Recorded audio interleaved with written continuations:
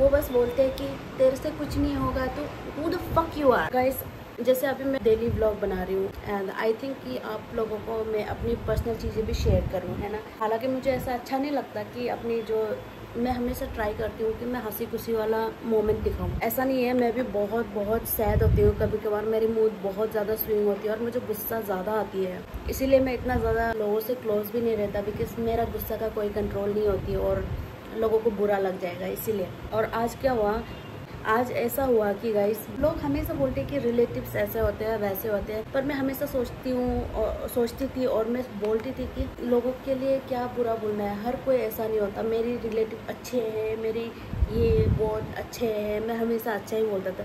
पर ये हद हो गया, मुझे भी बहुत गुस्सा आ गया। तो गाइस मेरा एक मुंह बोला भैया है, ठीक है। वैसे ब्लड रिलेटेड नहीं है, सर ने टाइटल से लगता है, बहुत लंबा कहानी, वो नहीं पता। और वो मेरी एक फ्रेंड की हस्बैंड भी है। लोग उससे ना बहुत इरिटेट होते हैं, फैमिली में भी हर कोई उससे बहुत इरिटेट होते हैं कि फालतू का लोगों को इरिटेट करते करके। तो मैं बोलती थी कि ऐसा नहीं है यार, he is funny, being funny, और वो ऐसा मजाक करता है, उसको ऐसे चिढ़ रहना अच्छा लगता होगा। बट ये तो हद ही हो गया, हमेशा से मेरे साथ ऐसे करा। देखो मैं कभी भी किसी को इतना जल्दी रिएक्ट नहीं करती हूँ, but this time I was so fucked up. मैं इतना इरिटेट हो चुका था क्योंकि मैं काफ़ी दिनों से मेरी मूड ठीक नहीं थी। आई मीन लाइक मूड नहीं, बहुत सारी चीज़ें चल रही है मेरी लाइफ में, ठीक है। I am so depressed, not totally depressed, ठीक है। मैं बहुत फ्रस्ट्रेटेड हूँ। मैंने अभी रिसेंटली एक वीडियो डाली थी, FRI वाला, परसों वाला वीडियो डाली थी। तो ही वॉज लाइक, वो भी रात के 12:30 बजे, कि आई नो तुम किसके लिए देहरादून गए हैं, ये वो। मुझे इतना गुस्सा है। ही इज़ लाइक दो बच्चा का बाप है, ठीक है। And he is older than me and I use to respect him like भैया है करके, आप ये वो, ठीक है। तो ऐसा लिखता है। तो मुझे ना गुस्सा आ गया। तो मैंने बोला कि अच्छी बात है, कल हेडलाइन पे आनी चाहिए करके। तो उसके बाद दाजू के लिए ना ऐसे बोला। मुझे इतना गुस्सा आया, मुझे बहुत गुस्सा आया, क्योंकि this wasn't the first time, ठीक है। ये हमेशा ऐसा ही, मतलब कुछ ना कुछ ऐसे फालतू की बातें करके मुझे डिमोटिवेट करता है, ठीक है। मैं इसको बंद करके आती हूँ। बंद करके आ गया। मेरा जुबान क्यों लड़क रही है, बोला। Okay, so this wasn't the first time, ठीक है। वो जब मैं न्यू यूट्यूब पे वीडियो बनाना स्टार्ट करी थी, I use to share link on my WhatsApp story, ठीक है। तो वो मुझे स्टोरी पे वही वैसा करता था कि कुछ नहीं कर पाएगा, ये बेकार है, मतलब समझ। आई नो वो ऐसे फन वे पे भी बोलता है कि नहीं पता नहीं, पर मुझे स्टार्टिंग पे लगा कि वो फन वे पे बोलता है, ठीक है। ऐसा बोलता है, ये सबसे कुछ नहीं होगा, ये सबसे काम नहीं होगा, तुम क्या बोलते हैं, घर पे खाना बनाना सीखो, बर्तन मांजना सीखो, घर का काम देखो, ठीक है, कुछ और करो, ऐसा होता था। Still I use to take it as a joke, ठीक है। मुझे लगता था कि मजाक करते हैं करके। मैंने उसके वाइफ को भी बोला था, इवन तो मेरे भाभी को भी मैंने बताई थी कि ऐसा बोलता है। मतलब देखो, हम इतना मेहनत करते हैं कि रात भर वीडियो एडिटिंग करते हैं, दिस एंड दैट, बहुत सारे चीज़ें होते हैं। हर किसी के लाइफ में बहुत फ्रस्ट्रेटिंग हो गई है आजकल, ऐसा है ना। बहुत फास्ट लाइफ चल रही है और हर किसी के लाइफ में फ्रस्ट्रेशन होती है। तो फिर ठीक है, इस बार का बात बताती हूँ। मैंने उसको पहले भी 2 बार ब्लॉक करा था। फिर मैंने बोला कि नहीं यार, इतना रूड नहीं होनी चाहिए, मैं उससे छोटी हूँ, ठीक है। और क्योंकि उनका घर और हमारा भैया का घर सेम है, वो आता जाता रहता है, तो ऐसा अच्छा नहीं लगता ना कि। तो फिर मेरा भैया भी बोलते कि उस बड़ा है, रिस्पेक्ट करो, ऐसे। तो ठीक है, इस बार वो हो गया।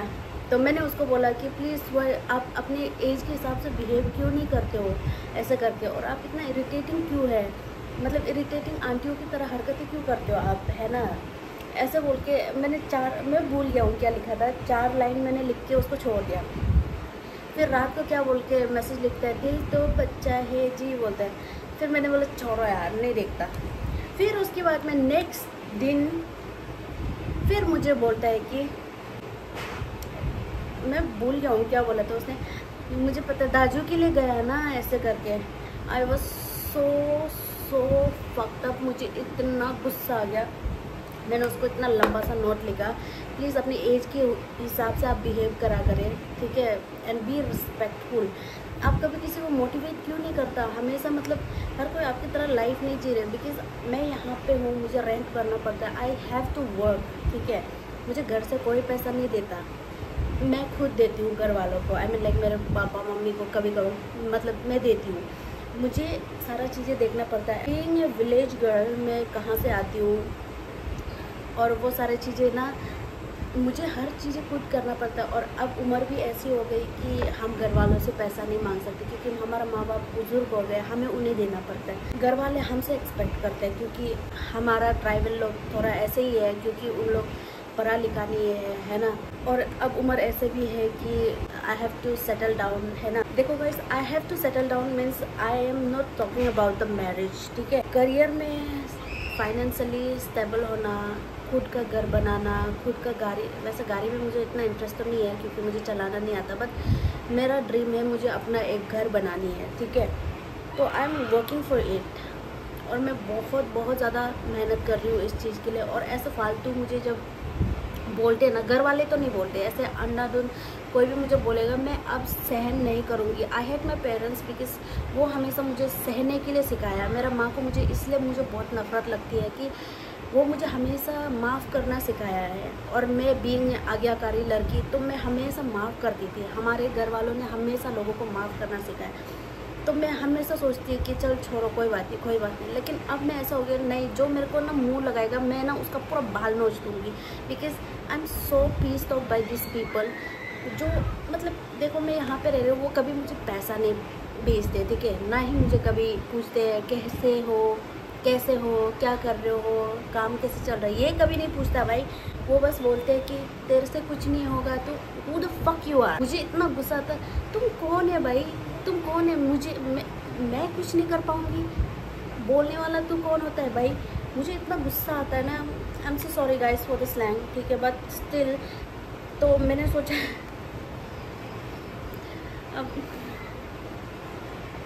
अब मैं अरुणाचल में नहीं हो रहा, लेकिन अब मैं अरुणाचल में जाऊंगी ना, मैं उसके घर पे जाके उसके मुंह पे मैं पूछूंगी आपको प्रॉब्लम क्या है। वैसे आई नो वो भी मुझे मानता है, बट ऐसा अच्छा नहीं है ना। मैं उसको बोलूँगी कि ये अच्छा नहीं है यार, हर कोई अच्छे मूड पे नहीं रहते हैं।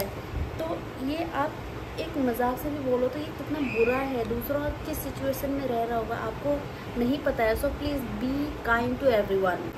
और मुझे वो चिढ़ाता है कि तुम यहाँ पे उस मतलब वो मेरा अनूप के साथ में बोलता है ना, उसको नेपाली बोल के वो बोले, बाय द वे वो नेपाली नहीं है, और उसके साथ में मतलब चिढ़ाते हैं ऐसे। तब मुझे इतना गुस्सा आता है ना। बिकॉज देखो, मैं अपना घर बार छोड़ के यहाँ देहरादून में 1 साल से हूँ। मैं इतना बड़ा चूतिया तो नहीं हूँ कि एक लड़का के लिए मैं 7 समंदर पार करके आ जाऊँगी। मैं यहाँ पे अपना काम के पर्पज़ के लिए हूँ। वो बात अलग है कि मैं अभी ओपनली नहीं दिखा रही हूँ, क्योंकि जब तक वो चीज़ें होती नहीं है ना, लोगों को बतानी नहीं चाहिए, वरना लोग ना 100 बातें बोलती है, तो फिर डिमोटिवेशन होती है।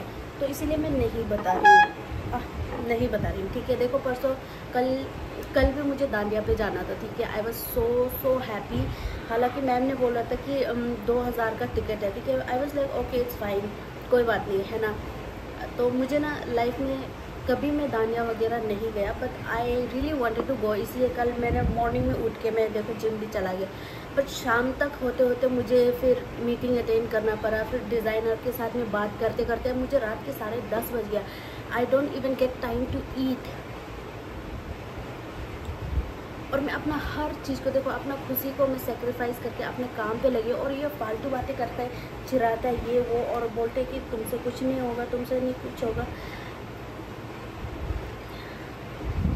अपना भैया भी लगता है ना, इसलिए मुझे बुरा बोलने का मन नहीं है। ये तो मैं सीधा घर जाके ही बात करूँगी।